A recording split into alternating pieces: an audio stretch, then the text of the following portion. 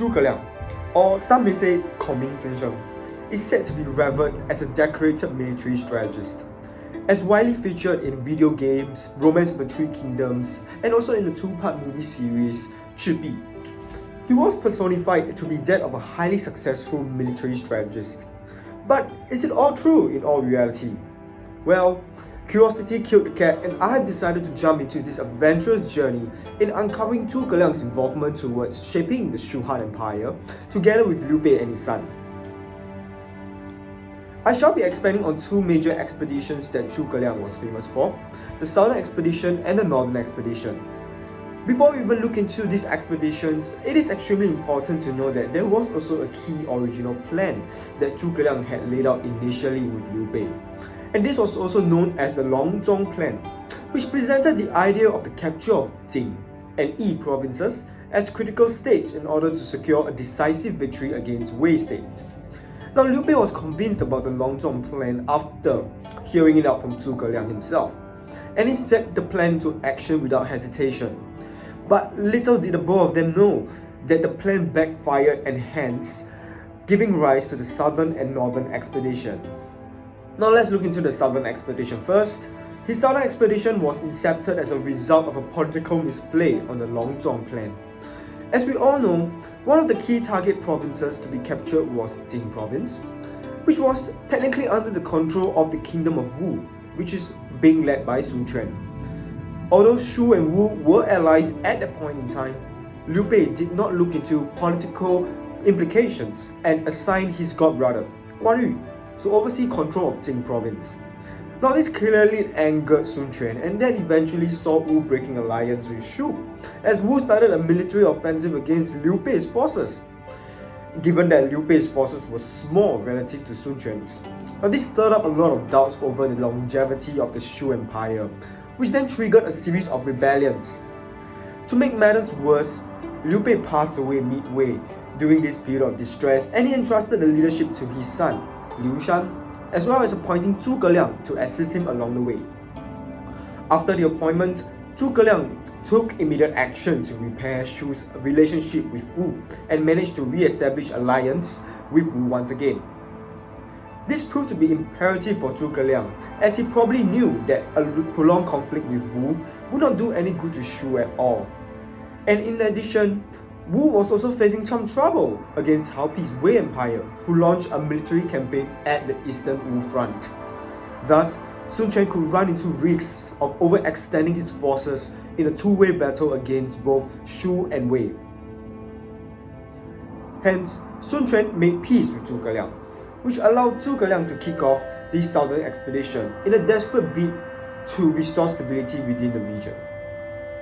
There were several leaders who needed to be reprimanded by Zhuge Liang himself, which sets the premise for this expedition, and of which there was a noticeable event in his expedition which allowed us to see a famous military stratagem in action, killed with a borrowed knife, or otherwise known as 借刀杀手. This was quite a show of Zhuge Liang's brilliance, whereby he devised a way for two rebel leaders, Gao Ding and Yong Kai, to meet halfway, to fight it out first before striking back and deliver the final blow. Now this plan came into reality when Gao Ding's subordinates met Yong Kai midway and killed him. And while Gao Ding was at it, Zhuge Liang then seized the opportunity to defeat Gao Ding thereafter. This strategic calculation by Zhuge Liang eventually paid off, as he was able to maintain troop morale and conserve resources for the rest of the campaign, proving it to be a successful one. Now, onto the Northern Expedition. The plan was eventually hatched after the completion of Zhuge Liang's Longzhong Plan, whereby Yi province was successfully controlled by Shu. The plan was very simple, right? Zhuge Liang would use Yi province as a springboard to launch his main force into Wei's western territory, while Wu would provide the eastern flank support and launch their forces up north via Jing province. And this was originally Zhuge Liang's perception of their forces, the most ideal outcome in the Longzhong Plan. But as we all know previously, Liu Bei's miscalculation on the Jing province occupation was a key reason why the Longzhong Plan was not a successful one eventually. The plan required a strong two-pronged attack into Wei so that Cao Pi's forces can be stretched out and weakened. Now, with the absence of Wu's support now, it created a host of problems for Zhuge Liang, as this meant that he would potentially facing the full force of Wei should he launch an invasion. However, Zhuge Liang did not receive the help needed from Wu and instead chose to go ahead with his plan alone. And this therefore gave rise to his northern expedition. All in all, there were a total of 5 expeditions that were being carried out, and I shall be only touching on the very first expedition. The northern expedition did not eventually yield the most desirable outcome, as the first mistake from Zhuge Liang would have overlooked was the support from Wu on the eastern flank itself. This would have in some way or so prevented Zhuge Liang's successful run in his northern expedition, as Wei was able to concentrate their forces and deter Zhuge Liang's forces from making any successful inroads during the first 2 expeditions. It was also worth to note that the first expedition could even be said to be the worst out of all, which saw Zhuge Liang's failure in his strategic planning. The name of this strategy may seem familiar to most people, otherwise known as make a feint to the east while attacking to the west, or 声东击西. Zhuge Liang's first expedition comprised of 2 sized forces, with the main force under Ma Su's command advancing to Wudu County, and a decoy force led by Zhao Zilong advancing on Baoxie Valley, on the eastern valleys of the Qing mountain range. Zhuge Liang would have imagined that the Wei Emperor could have taken bait into thinking that Zhuge Liang was planning to attack Mei County. However, the Wei Emperor eventually saw through the deception and deployed a sizable sized force to defend Jieting County instead.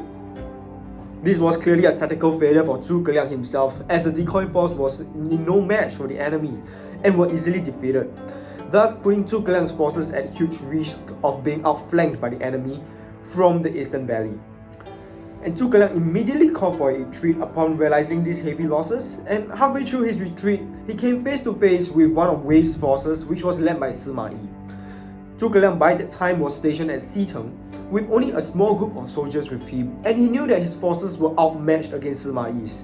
Hence, he needed to think quick of a strategy to fend off Sima Yi's forces. Zhuge Liang then thought of the empty fort strategy, otherwise known as 空城计.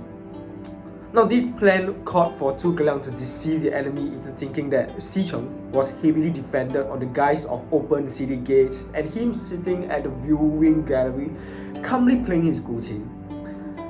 Sima Yi was well informed of Zhuge Liang's military prowess, and he believed that he could be running into a trap upon looking at that scene. Hence, he decided to retreat his forces, and eventually the huge gamble from Zhuge Liang paid off. All in all, the fog of war is unpredictable by nature. Call it luck or careful planning. But even the greatest like Zhuge Liang had been wrong for some instances as well. However, I still admire him over his vast knowledge of military tactics and his love for his empire. That's all for now.